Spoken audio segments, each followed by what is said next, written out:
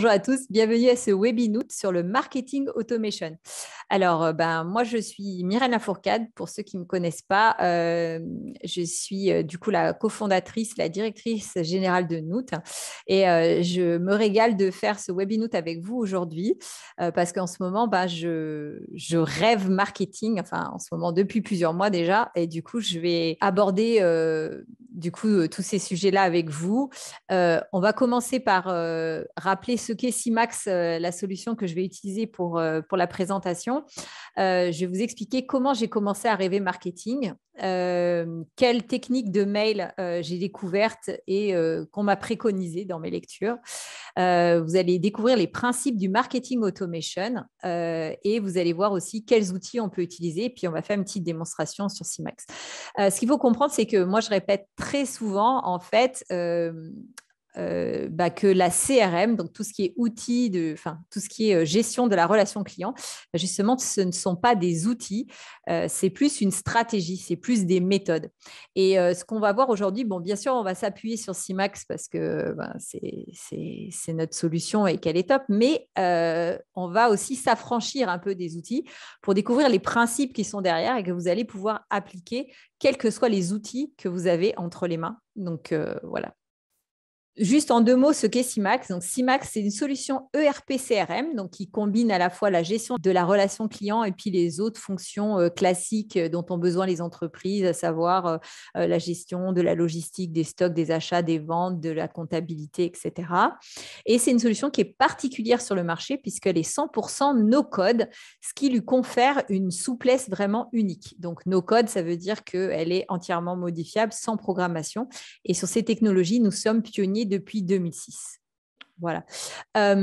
Quand on dit qu'on a une solution souple et complète, donc on a 40 modules prêts à l'emploi, dont le module CRM et marketing que je vais vous présenter aujourd'hui. Et puis, au-delà de ça, on a des fonctionnalités de personnalisation qui sont très puissantes puisque tous les modules que je vais vous présenter, ils ont été construits en no-code, y compris le marketing automation. Donc, si vous voulez le personnaliser pour faire complètement autre chose, vous pouvez le faire avec CIMAX. Et puis, c'est ultra interfaçable puisque nous avons 280 connecteurs. Les avantages du no-code par rapport à du développement pour l'adaptation, c'est que ça confère plus de souplesse. Donc, ça permet d'avoir une solution qui est enfin compatible avec les besoins de réactivité et de gains réguliers de performance dans les entreprises. C'est beaucoup plus rapide. Nous, sur les benchmarks qu'on a pu faire, en un jour de no-code dans CIMAX, on fait l'équivalent de 20 jours de programmation. Ça veut dire que ça réduit les coûts ou en tout cas qu'on peut avoir beaucoup plus d'évolution pour un même budget. Et enfin, c'est pour tous, puisque c'est aussi simple que de créer ou de modifier un tableau dans Excel. On a un pack formation de 10 jours qui permet à l'entreprise d'être autonome sur tous les paramétrages qu'elle a besoin de faire ou de répondre à la pénurie mondiale de programmeurs en faisant travailler des gens de métier, en fait. Voilà. Pourquoi il faut s'intéresser au no-code? Tout simplement parce que Gartner a prédit que d'ici 2025, 70% des logiciels de gestion, y compris les CRM, seraient no-code ou low-code. Alors, désolé, le low-code, c'est encore un autre terme. C'est des outils pour les développeurs qui permettent de programmer plus vite. Voilà. Donc, d'ici 2025, 70%, c'est quand même pas négligeable, donc c'est important. Voilà, et je finis cette parenthèse juste pour dire que CIMAX est utilisé par 280 entreprises pour lesquelles nous avons réalisé plus de 580 projets, nous et nos partenaires, puisque nous sélectionnons des partenaires pour leur capacité de conseil et d'accompagnement de nos clients tout au long de la vie de l'entreprise, pas juste pour mettre en place le projet, mais aussi pour les aider à mettre en place une logique d'amélioration continue sur le long terme. Voilà, c'est un outil dont nos clients rêvaient depuis longtemps pour leurs besoins de souplesse. Maintenant, on va évoquer plus le marketing. Et je vais vous raconter comment j'ai commencé à rêver de marketing. En fait, j'ai commencé à rêver de marketing quand je suis tombée sur un bouquin qui est fait par un Australien, donc il s'appelle Sabri Suby. Il est australien et il a la 17e boîte, si je ne dis pas de bêtises, avec la croissance la plus rapide en Australie. Et il a écrit un bouquin qui s'appelle Sell Like Crazy. Alors, je crois qu'il n'existe pas en français, mais il est quand même numéro un. C'est un best-seller sur la plupart des librairies en ligne. Et en fait, c'est un bouquin qui parle de marketing et qui explique quelques principes que tout chef d'entreprise devrait connaître, à mon sens. Et donc, je me suis régalée à lire ce bouquin qui est bien écrit. Et du coup, ça m'a donné des envies de marketing et notamment de marketing automation. Qu'est-ce qu'il dit dans ce bouquin? Il dit, en fait, on passe du one-to-one au one-to-many. En fait, il faut arrêter d'essayer de vendre à une personne, il faut essayer de vendre à plein de personnes. Et ça ne peut pas se faire sans un certain nombre de clés. La première, c'est d'impliquer le dirigeant, parce que souvent, le dirigeant, c'est celui qui va connaître le mieux sa société. Donc, c'est vrai que c'est pour ça que c'est moi qui me suis beaucoup impliquée dans le marketing et dans le marketing automation pour CIMAX. Et du coup, c'est pour ça que je suis là aujourd'hui. Je peux vraiment en parler. Également, il faut impliquer les salariés. Et puis, comme j'ai dit pour la CRM, comme je le répète très souvent, la CRM, ce n'est pas un outil, c'est une stratégie. Pour mettre en place une CRM efficace dans une entreprise, il faut réfléchir à la stratégie de l'entreprise, à qui je vends, comment je segmente, comment j'organise mes actions. Et c'est seulement à partir du moment où on parle de la stratégie qu'on peut mettre en œuvre l'outil qui répond à cette stratégie. Il ne faut pas faire les choses à l'inverse, de dire, tiens, je prends cet outil que j'ai trouvé sur Internet qui m'a l'air bien et je vais essayer de rentrer au chausse-pied dedans. Et là, pour le marketing, c'est la même chose. Il ne faut pas appliquer la recette de Monsieur Tout-le-Monde. Il faut trouver la recette qui va correspondre à votre besoin par rapport à votre segmentation, qui sont vos clients et comment les toucher. Donc, ça, c'est vraiment essentiel. En termes de marketing, ce qu'il va préconiser aussi dans ce livre, ça va être aussi de varier. Il va falloir varier le canal d'information. Notamment, il ne faut pas faire que de l'email ou que du LinkedIn ou que du Facebook ou que du Google Ads. L'idéal, c'est de faire un peu de tout, voire même encore rajouter d'autres canaux qui ne sont pas listés ici et qui vous sont propres. Il y a un élément qu'il raconte dans le livre qui est assez intéressant, c'est qu'il explique en fait que parmi ces canaux, il y en a un qui est quand même plus intéressant que les autres, c'est les emails. Et pourquoi? Parce que LinkedIn, Facebook, Google, ils peuvent du jour au lendemain changer leurs règles et ça peut avoir des impacts sur vos taux de transformation, sur votre façon de capter des nouveaux clients. Typiquement, à un moment donné, il y a Google Ads qui a changé sa façon de gérer les présentations et d'un coup, il y a des entreprises qui se sont retrouvées avec moins 70% de leads entrants sur ce biais-là. Et c'était dramatique s'ils ne faisaient que du Google Ads. Si on a multiplié les canaux de communication et les canaux de source de contact, même s'il y en a un qui change ses règles, c'est beaucoup moins grave. Et l'intérêt des emails, c'est votre base mail qui est dans votre CRM. Elle est toujours à vous. On ne peut pas vous l'enlever. C'est votre trésor de guerre. Donc ça, c'est hyper important d'avoir ça en tête. Dans les choses qu'il faut varier aussi, c'est la façon de communiquer.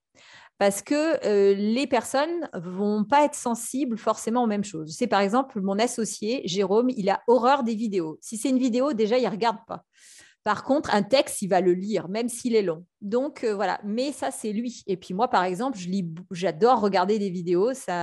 Je trouve que c'est un bon moyen de communiquer et de partager de l'information. Donc, du coup, varier la façon de communiquer, c'est très important. Donc, texte, vidéo, images et tests, diaporama, webinaire. Et puis, je rappelle que YouTube, c'est aussi le deuxième outil de recherche dans le monde après Google. Donc, les gens vont chercher de l'information directement sur YouTube. C'est dommage de ne pas pouvoir trouver des réponses qui les amènent jusqu'à vous. Également, dans les choses qu'il faut varier, c'est l'interlocuteur du prospect. Si vous faites une série d'emailing, c'est pas mal que tous les mails ne soient pas envoyés toujours par la même personne, que selon les sujets, que le message passe par un collaborateur qui va être plus spécialisé dans un domaine ou par un autre. Et là, du coup, ça fait prendre en compte la dimension globale de votre entreprise. Vous avez plusieurs salariés chez vous qui ont des compétences diverses et variées et ça le met en avant, donc c'est intéressant. Également, ce qui est intéressant de varier, et là, c'est vrai pour le marketing en général, mais encore plus pour le marketing automation, c'est de varier le phrasé. Même message, mais plusieurs formes.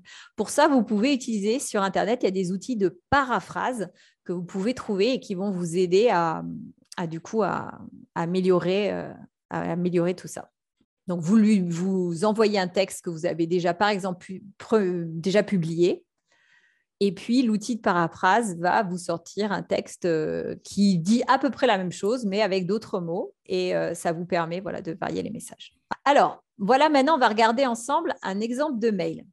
Donc, ça, c'est un mail que j'ai reçu. Derrière, qu'est-ce que vous pensez qui a été ma réaction quand j'ai regardé ce mail? Eh ben, je l'ai mis très vite à la poubelle parce que j'ai vu qu'il y avait un beau graphisme, machin, etc. Tout de suite, je me suis dit, oh là là, ça, c'est de la pub. Et donc, je l'ai mis à la poubelle. Désolée pour l'INSA, mais c'est la réalité. Un autre exemple de mail que j'ai reçu. Voilà. Donc, ça, c'est pour Sedingskund. Ben, c'est très joli. Hein. Le graphiste qui a fait ça, il a fait un bon boulot, sauf que je l'ai mis à la poubelle direct. Enfin, pas tout à fait, puisque je l'ai copié-collé pour mon webinote d'aujourd'hui.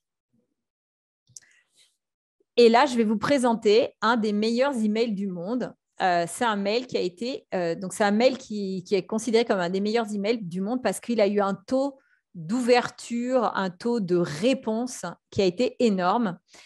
C'était un mail de Barack Obama et le sujet, donc c'était envoyé par Barack Obama aux Américains et le sujet du mail, c'était Hey, juste 3 lettres et un point d'exclamation. Et en gros, ce que ça disait dans le mail, c'est Cher John, donc avec le prénom de la personne, on a déjà fait beaucoup de choses ensemble ces 4 années, mais il reste encore beaucoup de choses à faire et j'ai besoin de toi et il faut que tu aides à financer ma campagne pour être réélu et pour faire encore plein de choses pendant les 4 années qui viennent.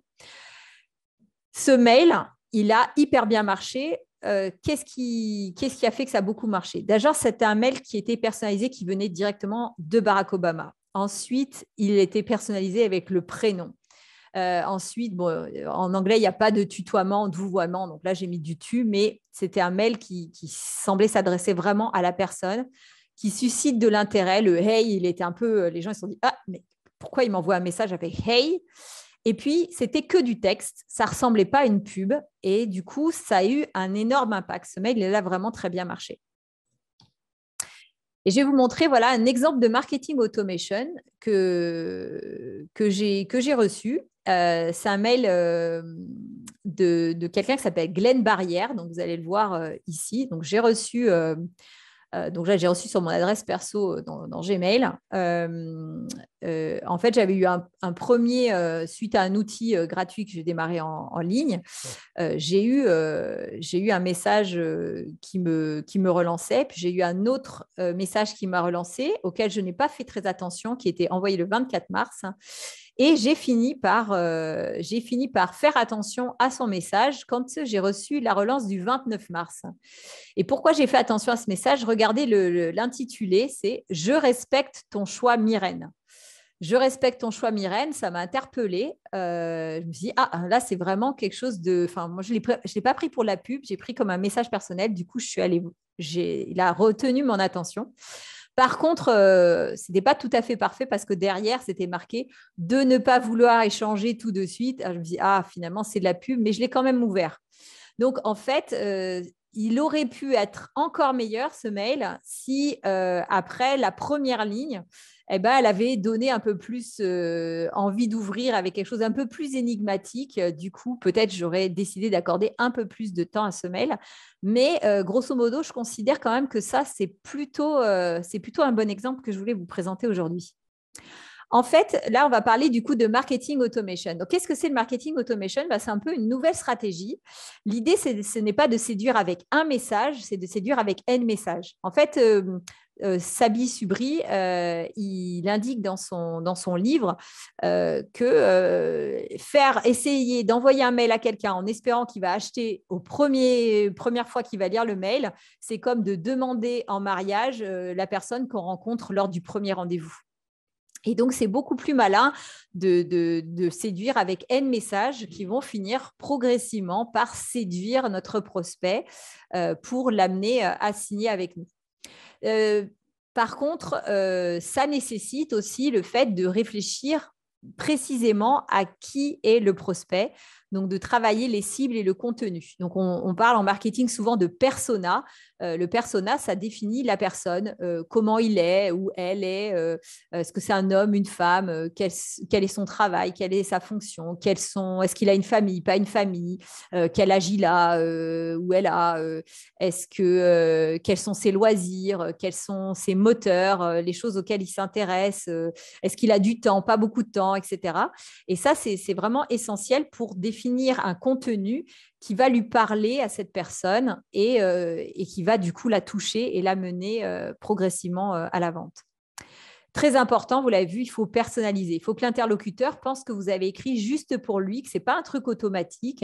Il ne faut du coup pas hésiter à utiliser de l'humour, des anecdotes. Il ne faut pas hésiter non plus à utiliser les post-scriptum. Il faut que ça ressemble. S'il y a des fautes d'orthographe, il y en a un peu, attention, hein, voilà. Ce n'est pas très grave. Donc, par exemple, moi, les marketing automation, il y en a beaucoup que j'ai écrit moi. Oui, il y a des fautes d'orthographe. Ils ne sont pas parfaits, mais ce n'est pas très grave parce que j'ai travaillé beaucoup plus le fond, les mots et les messages que je veux véhiculer à l'intérieur. Ce qui est aussi très important dans la stratégie marketing automation, c'est de faire du call to action. Alors, qu'est-ce que ça veut dire? Ça veut dire qu'à l'intérieur de chaque message, on doit inviter le prospect à faire une action. Donc, on va lui demander d'agir. Qu'est-ce qu'il peut y avoir comme call to action? Ça peut être, par exemple, la prise de rendez-vous dans un calendrier en ligne. Vous êtes intéressé, vous voulez qu'on en discute, clac, avec un clic, parce qu'on lui facilite comme ça, avec un clic, prenez rendez-vous dans mon calendrier en ligne et du coup, on en discute ensemble. Ou vous voulez en savoir plus, allez sur notre site web. Sur le site web, on va voir ce qu'on appelle une page d'opt-in. Alors, les pages d'opt-in, en fait, c'est une page où on va lui donner une information qu'il est venu chercher et où, à la fin, on va lui proposer d'aller encore plus loin, d'obtenir une autre information encore plus intéressante, à condition qu'il laisse son nom, son prénom, son adresse mail. Donc, on va l'inviter à agir et à rentrer dans une boucle où on va pouvoir mieux le tenir informé, etc. On peut l'inviter aussi à regarder une vidéo. Enfin là, les actions s'inscrire sur une formation gratuite.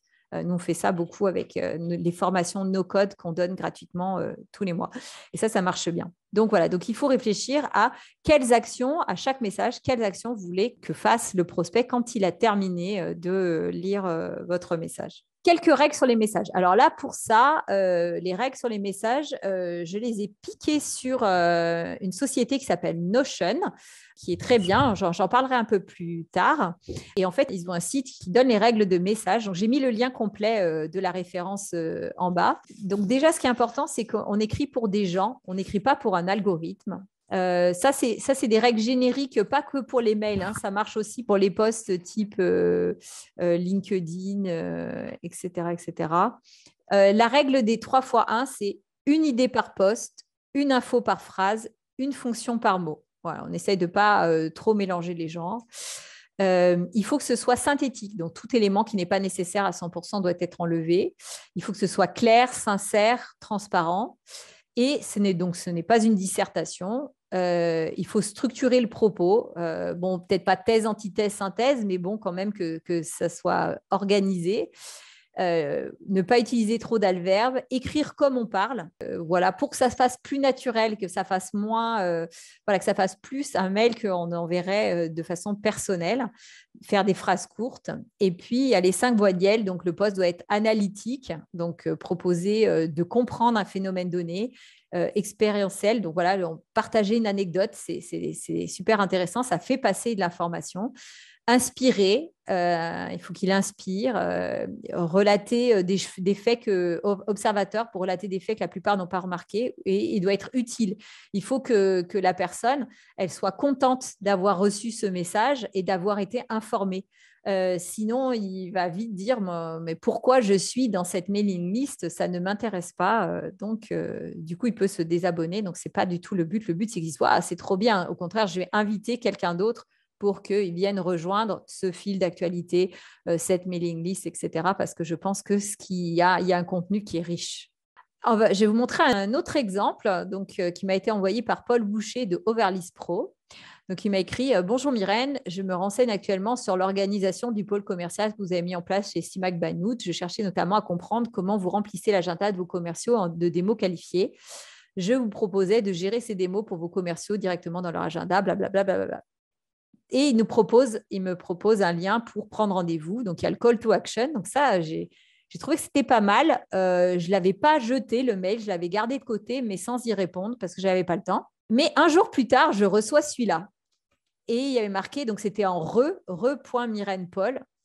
Myrène, petit oubli dans mon email d'hier, je tenais également à vous joindre un rapide guide qui devrait vous challenger sur la pertinence d'externaliser la partie prospection de votre cycle de vente, blablabla, blablabla, et petit lien vers le guide. D'ailleurs, avez-vous un petit moment pour consulter mon dernier mail? Donc, moi, j'ai trouvé ça vraiment bien fait. Je me suis dit, c'est des gens qui ne sont pas mauvais en marketing. Du coup, j'ai répondu. J'ai répondu, j'ai répondu, si vous regardez les dates, donc le premier, j'ai reçu le 1er février, le deuxième, je l'ai reçu le 2, et donc j'ai répondu le 2, et j'ai dit bonjour Paul, très bon marketing automation. Oui, j'ai lu le premier, je l'ai gardé sans répondre pour le moment, j'ai ouvert votre doc, trop de textes, par contre votre démarche m'intéresse, mais il me faut les infos tarifaires à ce stade. Alors, si vous êtes curieux, j'ai mis le lien de leur doc. Donc, leur doc, elle était jolie, elle était graphique. Mais effectivement, comme je dis, il y avait trop de texte. C'était pas adapté à mon persona qui ne va pas lire 50 pages de doc pour travailler avec Oliver List. Moi, il faut que ça puisse être résumé en 3 slides avec des mots-clés, sinon ils me perdent. Mais bon, j'ai regardé les titres, j'ai trouvé leur marketing automation pas mal, donc du coup, j'étais quand même prête à travailler avec eux, même si leur doc, pour moi, n'était pas adapté. Seulement, voilà, je n'ai pas eu de réponse le 2, j'ai une réponse que le 8 février. Et la réponse, c'est bonjour Myrène, mes excuses pour cette réponse tardive. Pour concrètement, nous fonctionnons au prix des mots qualifiés. Le tarification oscille entre 70 et 90 euros. Ça vous semblerait pertinent de creuser ensemble le sujet, etc. En fait, là, il ne répond pas à ma demande parce que moi, je voulais avoir des infos précises. Il me donne des infos floues et il me repropose de caler un rendez-vous et c'est un peu tôt. Du coup, en fait, il m'a perdu à ce stade-là. Donc, c'était pour expliquer, même quand c'est bon, il faut anticiper. En fait, il y a des points de vigilance. Déjà, le premier point de vigilance, c'est avoir des équipes qui répondent. Ce n'est pas le premier marketing automation qui est très bien fait, où je réponds au marketing automation en disant « Ouais, ça m'intéresse, je veux en savoir plus sur votre produit ». Et derrière, je n'ai pas de réponse avant 10 jours ou même plus. Et ça, c'est hyper dommage parce que si derrière, les équipes ne répondent pas, ça donne une image de non-réactivité, voire pire pour certains marketing automation. J'ai reçu les messages suivants alors que j'avais répondu. Et les messages suivants, ils me disent « Ah, mais vous n'avez toujours pas répondu ». Bah, si, j'ai répondu. Donc, c'est hyper dommage. Donc, ça, c'est hyper important de se dire « Ok, je mets en place un marketing automation, mais derrière, je mets aussi en place les équipes pour m'assurer que je vais répondre en temps et en heure, même si j'ai des gros volumes, quitte à lancer des petits marketing automation. Au début, moi, je lançais des marketing automation sur 10, 20 personnes pour voir quel était vos volumes de réponse. Et quand on a des infos comme ça, et du coup, on peut mettre les équipes en adéquation derrière pour être sûr qu'on peut répondre à tout le monde rapidement. Le deuxième point de vigilance qui est très critique, c'est le fait de respecter la RGPD. Donc, comme vous le savez, vous n'avez pas le droit d'envoyer des mailings ou de faire des traitements automatisés sur des personnes qui n'ont pas accepté d'être dans votre liste de diffusion. Je rappelle qu'en cas de défaut de ça, vous pouvez risquer une amende qui se monte à 10% du chiffre d'affaires, si je ne dis pas de bêtises. Donc, ça peut chiffrer très, très vite, ça peut faire très mal. Donc, essayez au maximum de respecter la RGPD. Votre premier mail peut demander, si c'est quelqu'un que vous ne connaissez pas, vous pouvez lui demander l'autorisation de communiquer avec lui et du coup, vous mettre dans la régularité. Il y a des biais via LinkedIn aussi pour pouvoir contacter la personne et qu'elle accepte. Et du coup, après, à partir du moment où elle a accepté, la réglementation ou le règlement, enfin bon, que ce soit masculin ou féminin, il faut respecter ce règlement ou cette réglementation. Ensuite, comme je l'avais déjà évoqué, il faut travailler les personas. Qui sont mes clients, qui sont mes prospects, qu'est-ce qu'ils font dans leurs loisirs, comment ils se ressentent. Donc moi, je n'ai pas le temps, je suis un persona qui n'a pas de temps. Il faut que les réponses à mes questions soient précises et il faut que ça ne peut pas 3 ans pour que je puisse lire l'information.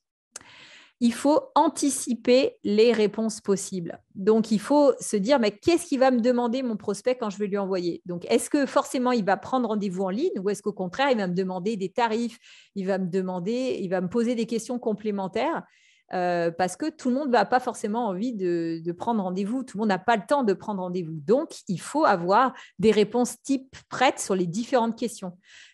Typiquement sur les tarifs, faut qu'il y ait une info qui soit claire, précise, nette sur combien ça coûte.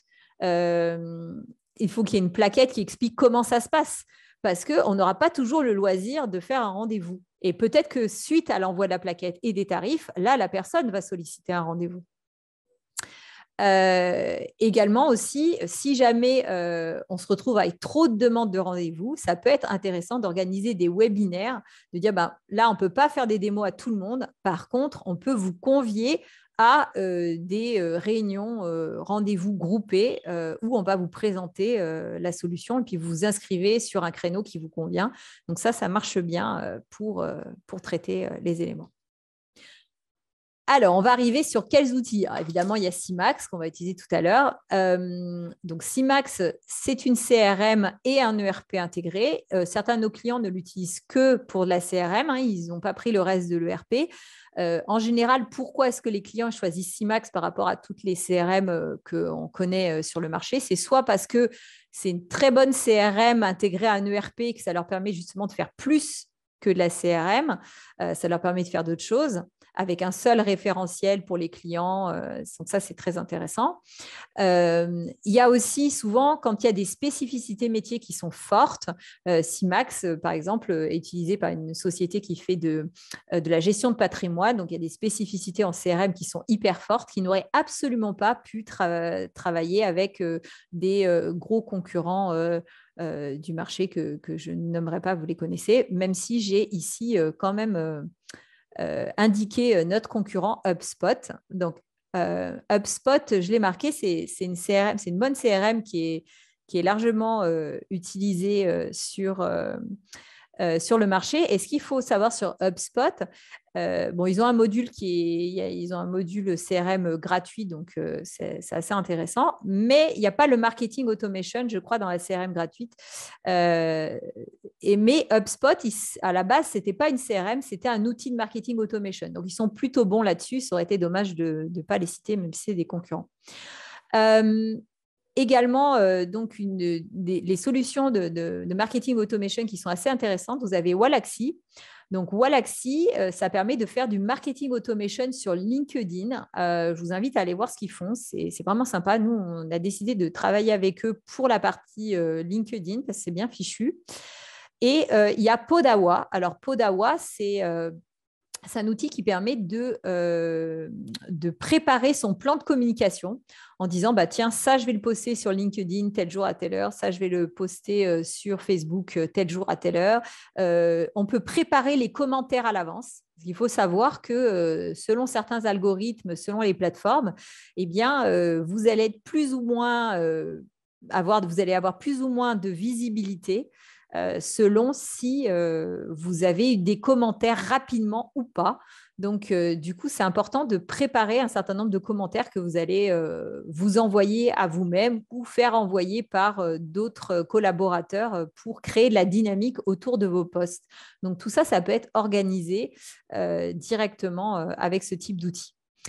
Il y a des outils annexes, donc j'ai mis sur la deuxième ligne. Il y a Notion, j'en ai déjà parlé un peu plus haut parce qu'ils avaient un bon article sur qu'est-ce qu'il faut rédiger dans ces mails. Notion, c'est des spécialistes de la qualité de la donnée. C'est-à-dire que vous pouvez très bien améliorer la qualité de votre base CRM avec Notion qui va pouvoir vous donner plein d'informations sur vos clients ou prospects en complément. Donc ça, c'est intéressant pour la qualité de la donnée pour pouvoir après avoir une donnée qualitative pour faire du marketing automation. Calendly, c'est un outil qui permet de faire des agendas en ligne. Alors, vous pouvez tout à fait définir juste certaines plages de dates qui seront accessibles dans l'agenda Calendly et ça permet de faire du call to action où on invite les gens à aller en ligne sur Calendly pour prendre rendez-vous avec vous sur un des créneaux que vous avez accordé pour ce type d'activité. Donc, ça, c'est pas mal pour le call to action.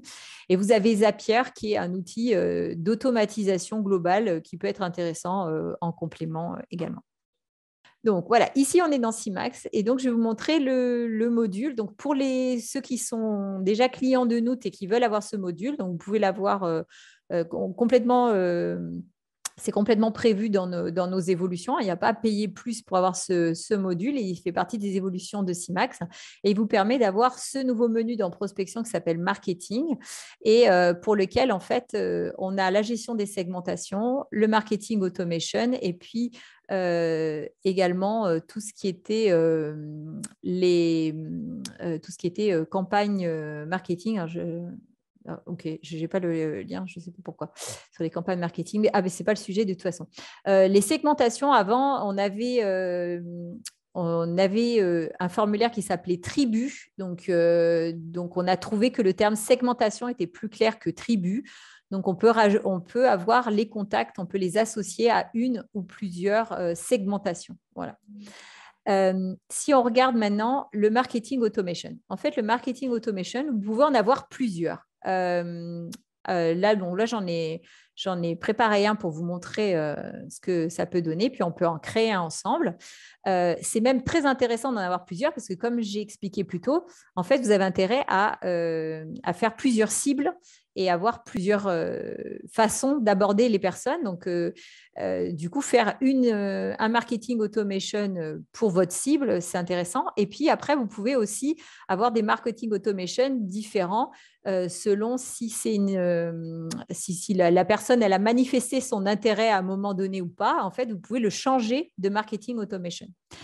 Alors, on va créer ensemble un marketing automation. Donc, pour ça, vous allez cliquer sur le bouton créer, enfin, quand vous le ferez. Et donc, on va lui donner un titre. Donc, par exemple, prospect du BTP. Voilà. Donc, les prospects du...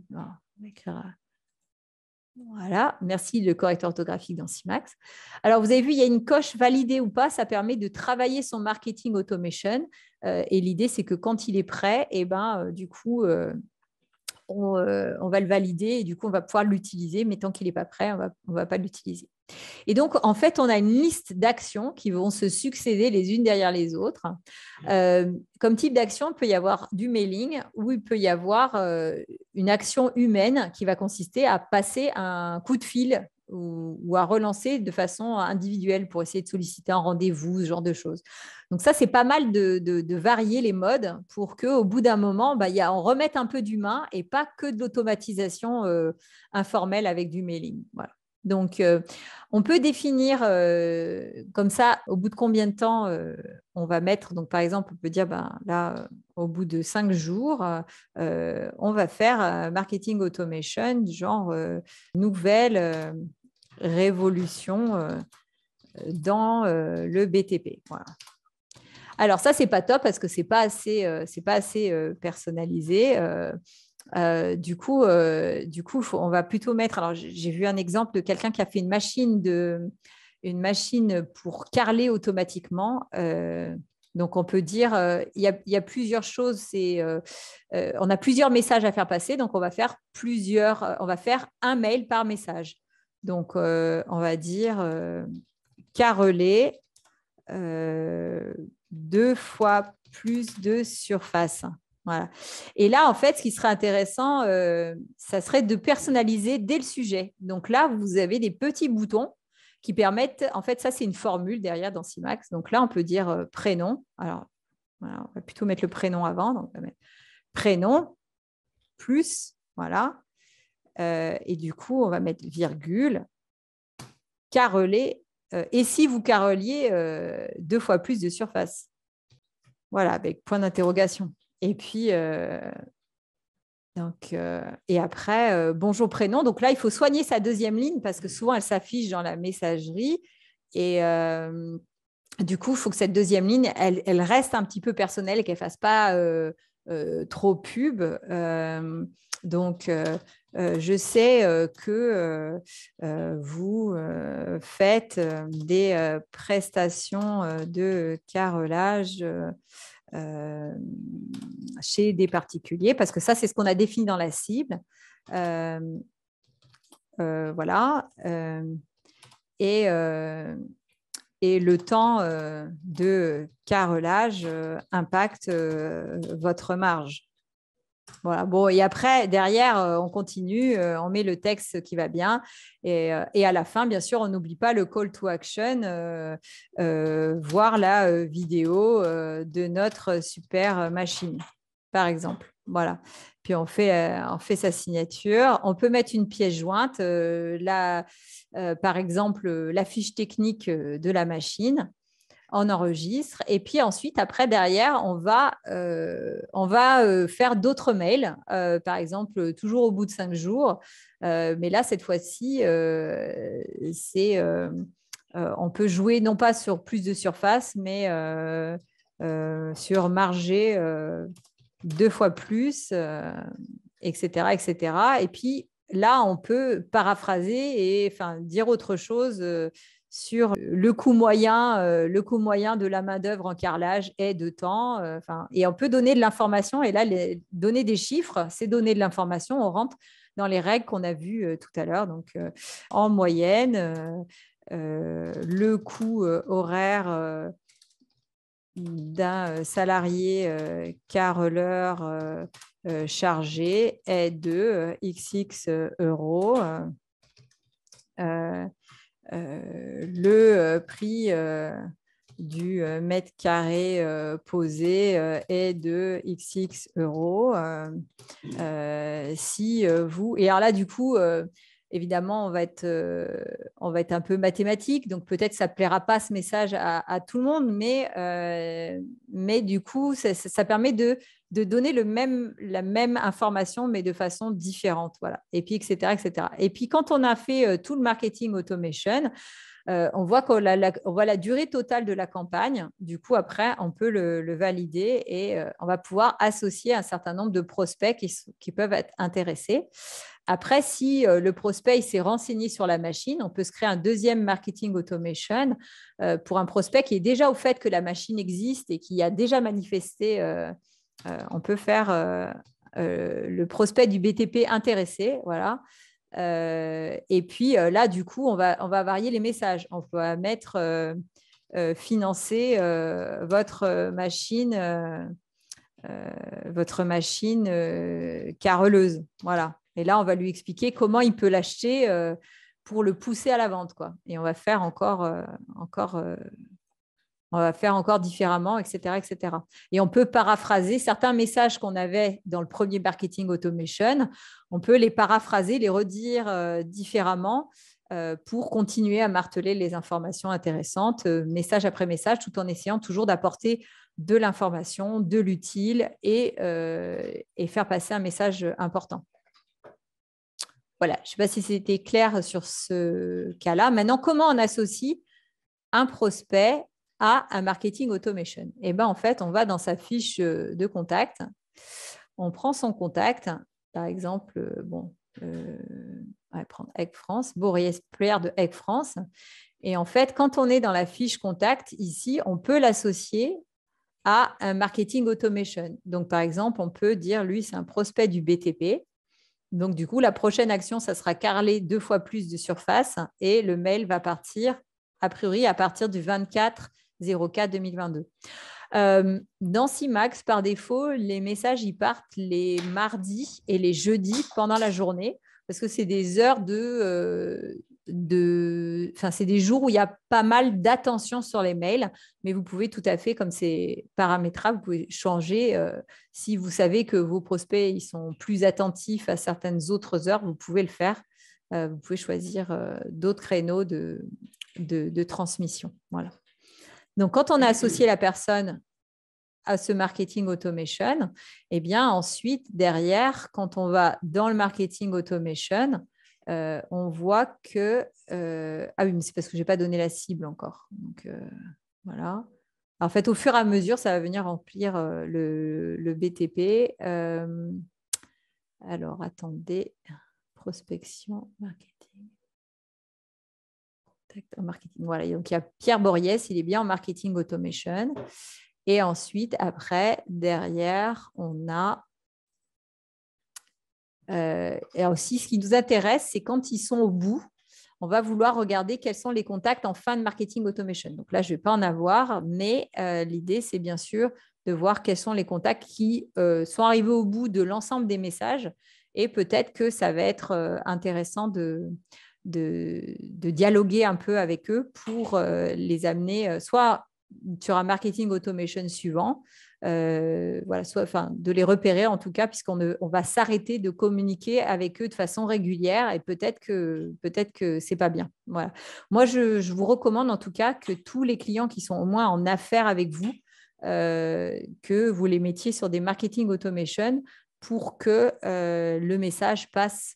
Et ça vaut vraiment le coup que le chef d'entreprise s'implique dans la rédaction des textes, des marketing automation, que ce soit hyper percutant, parce que c'est vendre le savoir-faire de l'entreprise. Donc ça doit impliquer la direction.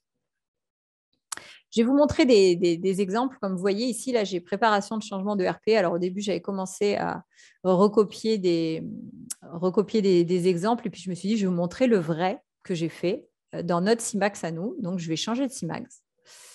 Et je vais ouvrir mon CIMAX à moi. Voilà. Donc là, par exemple, j'ai Marketing Automation et j'en ai un qui s'appelle Préparation de changement de RP. Comment est-ce qu'il fonctionne, ce Marketing Automation? En fait, il est branché directement, en fait, on a un cycle, on a une publicité sur Internet qui cible les gens qui veulent changer leur logiciel de gestion. Et après, derrière, on les amène sur un article où on leur explique quelles sont les 10 étapes hyper importantes pour bien réussir leur changement de RP. Donc, ce qu'on essaye à travers ces différents articles, ce n'est pas de vendre CIMAX, c'est de vendre notre compétence sur le fait qu'on est capable de transmettre comment ça se passe, un changement de RP et quels sont les pièges à éviter. Donc là, à ce stade-là, on ne parle pas de CIMAX. Quand la personne arrive sur l'article qui est en ligne, que je pourrais vous montrer aussi d'ailleurs, comme ça vous allez le voir. Donc, on a un article en ligne sur, voilà. Donc, cet article en ligne, bon, il explique, il est peut-être un peu long, je pense que le prochain, je ferai moins long. Il explique les points les plus importants pour changer de RP. Et ensuite, à la fin, c'est une page, on appelle ça une page d'opt-in, c'est-à-dire qu'ici, on propose aux clients, aux prospects, qui nous donnent leurs coordonnées, de leur envoyer un modèle de cahier des charges. Voilà. Et donc, du coup, ça nous permet de récolter des contacts de gens qui ont un vrai projet ERP. Donc, c'est très ciblé, c'est très intéressant pour nous. Et derrière, on leur envoie quelque chose qui est très intéressant, puisque ce modèle de cahier des charges, on l'a longuement établi et c'est un document qui est très riche. Donc, voilà, ça, c'est ce qu'on appelle une page d'opt-in. Et en fait, dès qu'ils s'inscrivent, ceux qui cliquent sur le bouton, ils sont créés en tant que contact et ils sont associés à ce marketing automation de préparation de changement de RP. Tout ça, c'est automatisé grâce au plugin WordPress de CIMAX. Du coup, il commence à recevoir le premier mail qui lui explique, on lui explique un certain nombre d'informations et on lui met le cahier des charges en pièce jointe. Voilà. Si vous regardez le sujet, c'est modèle de cahier des charges de l'ERP plus, et après, derrière, c'est le nom de la société.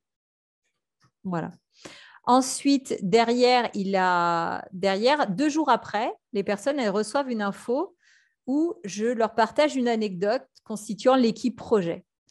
Et du coup, à travers plusieurs messages et des vraies choses qui me sont arrivées à moi, hein, c'est des messages que j'envoie à mon nom, mais rédigés par moi, j'explique en gros pourquoi c'est important de bien constituer son équipe projet. Et puis après, rebelote je rappelle quelles sont les étapes suivantes qui sont hyper importantes pour la gestion du projet. Après, je leur fournis une grille de réponses pour leur expliquer en fait, comment bien comparer les différentes offres qu'ils vont recevoir. Voilà, donc je raconte qu'il m'est trop souvent arrivé de devoir défendre mon dossier qui ressortait 5 000 € plus cher que le concurrent, avec un concurrent qui avait chiffré la moitié du projet. Donc, du coup, la grille de réponse, c'est un bon outil. qui est utilisé notamment par les prestataires qui font de l'aide au choix de l'ERP, mais qui ne sont pas forcément accessibles à des gens qui ne se font pas accompagner. Donc, du coup, l'idée, c'était de leur fournir un outil avec un modèle de cahier de réponse, etc., etc. Et à travers tous ces messages, eh bien, je les amène à découvrir que nous avons de la compétence chez Noot et leur faire associer le mot CIMAX avec leurs besoins de RP sans jamais vraiment les pousser à acheter. Mais quand même, en rappelant que choisir une solution souple, c'est important. Donc quand même, bien choisir son intégrateur, quand même, je vante la performance de nos partenaires intégrateurs parce que c'est hyper important. J'explique comment on les a choisis et pourquoi on les a choisis eux et pas d'autres. Sur la planification, l'organisation du projet aussi, le choix des solutions. Enfin, là, quand même, j'explique que c'est important d'avoir des solutions souples pour pouvoir justement travailler par étapes et travailler sur les évolutions de demain. Donc, quand même, il y a des messages sur nos valeurs qui transitent à travers ce marketing automation. Je peux vous en montrer un autre. Surtout, je suis assez fière du dernier. Le dernier, en fait, le titre, c'est « Je ne vous en veux pas ». Et donc, du coup, voyez, l'objet, c'est le prénom, virgule, « Je ne vous en veux pas », trois petits points. Et là, je lis « Je tente depuis plusieurs mails d'attirer votre attention, de vous convaincre de travailler avec nous, mais sans succès. Ceci sera donc mon dernier mail cette année pour ne pas abuser de votre patience ni de votre mail. Je vous souhaite le meilleur. J'espère que le marché du no-code évoluant, vous réviserez votre position dans les années qui viennent. » Là-dessus, j'ai pas mal de retours. En fait, ce genre de message, voilà, c'est le « je ne vous en veux pas », c'est très personnalisé, donc ça marche pas mal. Voilà. Ouais, donc ça, c'était vraiment notre marketing automation à nous. Je vous souhaite à tous une excellente fin de journée et puis à bientôt pour un prochain Webinoot.